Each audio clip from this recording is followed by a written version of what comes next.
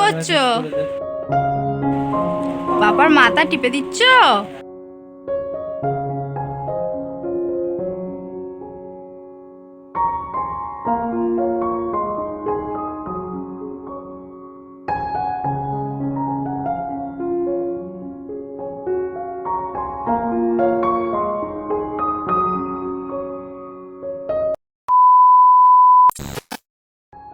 Hello আমার প্রিয় বন্ধুরা, গুড মর্নিং। সবাইকে অনেক স্বাগত জানিয়ে আজকের ব্লগটা স্টার্ট করছি। কাছে বা দূরে যে যেখানেই আছো, আশা করছি সবাই খুব ভালো আছো আর আমরাও বেশ ভালো আছি। তো এখন ঘড়িতে ঠিক 6:40 আর এখন থেকে আজকের ব্লগটা স্টার্ট করছে। আই হোপ একটু হলেও তোমাদের ভালো লাগবে। সো চলো আজকের ব্লগটা স্টার্ট করা যাক। আর সকাল সকাল কিন্তু মানা ঘুম থেকে উঠে গেছিলো। মানার শরীরটা এই কদিন একটু খারাপ আছে, কেননা ওর একটু ঠান্ডা লেগেছে, হ্যাঁচি হচ্ছে বারবার আর সর্দি হয়েছে। তো ওষুধ খেতে তো একদমই চায় না, খুব জোর করে ওষুধ খাওয়াতে হয় ওকে। তো ওষুধ খাইয়ে দিয়েছি, মানাকে খাইয়ে মানে সকালের ব্রেকফাস্ট খাইয়ে ওকে ওষুধটা খাইয়ে দিয়েছি। আর ওদিকে কিন্তু ও দাদুভাইয়ের সাথে কোলে নিয়ে, দাদুভাই আর কি ওকে বেড়াতে নিয়ে গেছে একটু বাইরের দিকে, কেননা ভীষণই ঘ্যান ঘ্যান করছে, কিছুই মানে ওর ভালো লাগছে না। একটা বড় মানুষের সর্দি হলে কেমন হয় বলো তো, মানে নাক জ্বালা করে, মানে ভীষণই অস্বস্তি হয় সর্দি হলে। আর ও তো বাচ্চা মানুষ, তো ওষুধটা খাইয়ে অনেকটাই উপকার হয়েছে। তো সেই জন্যই দেখো আমি ঘরের কাজগুলো তাড়াহুড়ো করে নেওয়ার চেষ্টা করছি, কেননা মানা একটু বাইরের দিকে আছে। আর ও যখনই আমাকে দেখছে, মানে দেখছে কি, মানে আমাকে ছাড়া আর থাকতেই চাইছে না। বাচ্চাদের শরীরটা খারাপ হলে কিন্তু মায়েদেরকে ভীষণই জ্বালা সহ্য করতে হয়, তাই না?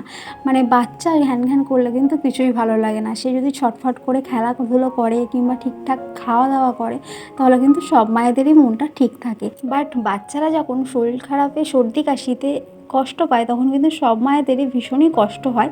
আর তার সাথে যদি নিজেদের মানে শারীরিক একটা পরিশ্রম থাকে সংসারের প্রতি, তো সেজন্যই না সব মিলিয়ে মিশিয়ে খুব খারাপ একটা সময় কাটাতে হয় তখন মায়েদেরকে। তো যাই হোক, দেখো আমি কিন্তু তোমাদের সাথে কথা বলতে বলতে অনেক কাজই গুছিয়ে নিয়েছি। কেন বলো তো, এই কাজগুলো না না করলেই নয়। বিছানাটা এভাবে এলোমেলো হয়ে থাকবে, আর ওর তো শরীরটা একটু খারাপ, ও যদি ঠিকঠাকভাবে শুতে বসতে না পারে, আর এমনিই তো ঘ্যান ঘ্যান করছে, আর ঘরটা যদি এভাবে এখানে জামা ওখানে কাপড় মানে এভাবে এলোথেলো হয়ে থাকে, তাহলে কিন্তু খুবই খারাপ একটা ব্যাপার হয়ে যায়। আর সবথেকে বড় কথা, ঘরের এমন অবস্থা থাকলে না নিজেরই একটা কেমন অস্বস্তি বোধ হয়। ঘরটা যদি পরিষ্কার পরিচ্ছন্ন থাকে, বেশ ভালো লাগে মনটা। তো দেখো মানাকে খাইয়ে দিয়েছি, ওকে আবার নেক্সট যে খাবারটা ওকে দেবো সেটা রেডি করতে যাবো বাড়িতে। আর মানাকে আজকে হালকা পাতলা খাবারই দেবো, ভাত দেবো, বাট হালকা পাতলা খাবারই দেবো বলে ভেবেছি। কি বলো তো, ও না খেতেও চাইছে না ঠিক করে, মানে শরীর খারাপ হলে যেমন হয় আর কি, মুখে কোনো রকম রুচ থাকে না। তো যাই হোক, দেখো আমার ঘরটা মোছা কিন্তু কমপ্লিট হয়ে গেছে। আর মানা ওদিকে চলে এসছে, আর ওর পাপা বাড়ি চলে এসছে। তো এই যে রেনকোটটা ওর পাপা নিয়ে গেছিলো সকালে, তো সেটাই ধুয়ে দিয়েছিলাম, তো সেটা শুকিয়ে গেছে। তো এবার আমি ভাঁজ করে নেব। কি বলো তো, যে কোনো জিনিস নতুন যখন প্যাক করা থাকে সেটা বেশ ঠিকঠাক থাকে, বাট একবার প্যাক থেকে খুলে সেইভাবে কিন্তু ভাঁজটাও আসে না, আর সেইভাবে প্যাক করাও যায় না। তো দেখো এই রেনকোটটা ঠিক তেমনই হয়েছে, না পাচ্ছি আয়রন করে ভালো করে ভাঁজ করে রাখতে, আর না পাচ্ছি আগের মতো ঠিকঠাক করে প্যাক করে রাখতে। তো যাই হোক, যেমন পেরেছি আর কি তেমনভাবেই ওই যে যেটা জড়িটা ছিল সেটার মধ্যেই গুছিয়ে রেখেছি। ওর এখন এই জিনিসটা প্রায়ই লাগছে, কেননা ও যেহেতু ভোরবেলাতে চলে যায় আড়তে মাছ নিয়ে, তো সেজন্যই প্রায় এখন ওই টাইমে বৃষ্টি হচ্ছে। তো এটাও নিত্যদিনের সঙ্গী হয়ে গেছে এখন বর্ষাকালে। একটা জিনিস কি বলো তো, প্রত্যেকটা মানুষই চায় কিন্তু সব জিনিসটা নিট অ্যান্ড ক্লিন থাকবে, তাই না? তোমাদের দাদাভাইও কিন্তু ভীষণই পরিপাটি একটা মানুষ। তো ঘর বাড়ি থেকে শুরু করে নিজের ড্রেসপত্র যদি ঠিকঠাক না থাকে না, একটু রাগ করে। তাই ওর জামা কাপড়গুলোকে আমার সময় মতো ঠিকঠাকভাবে গুছিয়ে রাখতে হয়।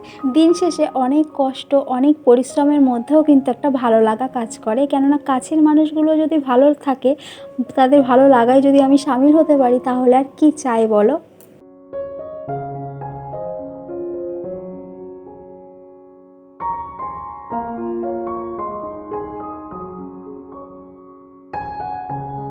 তারপর একটু বেলার দিকে ওই 10টা সাড়ে 10টার দিকে এসেছিলাম বাগানে কয়েকটা তুলসী পাতা নেওয়ার জন্য। কেননা মানাকে ওই যে বললাম যে মানার একটু সর্দি, একটু হাঁচি হয়েছে, তো সেই জন্যই ভাবলাম যে ওকে একটু তুলসী রস আর একটু মধু দেব। তো জায়ের ছেলেও না একটু হ্যাঁচি করছে, তাই ভেবেছি দুই ভাইকেই দেবো, তাই কয়েকটা তুলসী পাতা তুলে নিয়ে যাচ্ছি। আর দেখো এই বর্ষায় তুলসী গাছগুলো কিন্তু এত সুন্দর দেখতে লাগছে, মানে পাতাগুলো গজিয়েছে, সবুজ সবুজ পাতা, দেখতে না ভীষণ ভালো লাগছে। বাচ্চা কিংবা বড় এই হোমমেড মেডিসিনটা কিন্তু ভীষণই উপকারী একটি জিনিস, এই যে তুলসী রস আর মধু, যেটা কিনা সর্দিতে অনেকটাই রিলিফ দেয়। তো দেখো তারপর মানা এদিকে পাপার সাথে খেলা কি করছো? পাপার মাথা টিপে দিচ্ছ? পাপা এ বুড়ো, মাথাটা ম্যাসাজ করে দাও পাপার, শিখিয়ে দাও।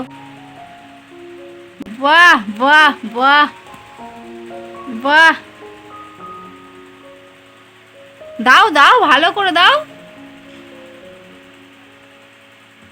আস্তে আস্তে আস্তে, একটু আদর আদর করে দাও, আদর আদর আদর আদর আদর আদর করো, একটু হাম্পি দাও পাপা, একটু হাম্পি দাও, কপালে হাম্পি দাও, কপালে। বাবা এ হাম্পি দিয়েছে হ্যাঁ নাকি? তুমি একটু হাম্পি দাও, দেবে না? পাপা কাজ যে, শিগগির হাম্পিতে, শিগগির হাম্পিতে। তুমি ওর গালে হাম্পি দাও কেন? ও পছন্দ করে না সব।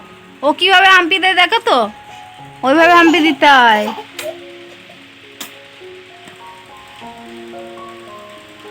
টমেটো ফ্লাইং কিসি দাও শোনায়। সন্ধ্যাবেলায় করা হয়েছিল লুচি আর ঘুগনি, তো সেটাই একটু খেয়ে নিলাম। বিকালই করা হয়েছিল, তো আমি বিকালে একটু খেয়েছিলাম। তো যাই হোক দেখো এখানে তারপর সন্ধ্যাবেলায় মানা ঘুমিয়ে পড়েছে। ওর যেহেতু শরীরটা একটু খারাপ, না হলে কিন্তু অনেকক্ষণ খেলা করে। ও যেহেতু ঘুমাচ্ছে, তো এই সময় কয়েকটা কাজ আমি কয়েকটা কাজ আমি গুছিয়ে নিয়েছিলাম। তো দেখো এখানে চিড়েটা অনেক দিনই ঢেলবো করে আর ঢালা হচ্ছিল না। তো এখানে দেখো একটা প্লাস্টিকের জার নিয়ে নিয়েছি, এটাকে আমি ভালো করে পরিষ্কার করে নিয়ে তারপর শুকনো কাপড় দিয়ে মুছে নিয়েছি, যাতে করে এটা ভিজে না থাকে। তো তারপর এটাকে আমি ঢেলে নিলাম। তো বন্ধুরা ভিডিওটি স্কিপ না করে এখনো পর্যন্ত যারা সাথে আছো তাদেরকে অনেক অনেক ভালোবাসা, অনেক ধন্যবাদ। তোমরা যদি আমার পরিবারে নতুন হয়ে থাকো তাহলে একটা ছোট্ট সাবস্ক্রাইব করে আমার এই ছোট্ট পরিবারের মিষ্টি একজন সদস্য হয়ে যাবো। তো চলো আজকের ব্লগটা কেমন লাগলো অবশ্যই কিন্তু কমেন্ট বক্সে জানাতে ভুলো না। আর তোমাদের করা একটা লাইক, একটা কমেন্ট আমাকে অনেক মোটিভেট করে পরের কোনো ব্লগ বানানোর জন্য। সো চলো একটা ছোট্ট লাইক, ছোট্ট কমেন্ট করে দিও। বন্ধুরা দেখা হচ্ছে নেক্সট কোনো ব্লগে। তো চলো এখনকার মতো সবাইকে টাটা।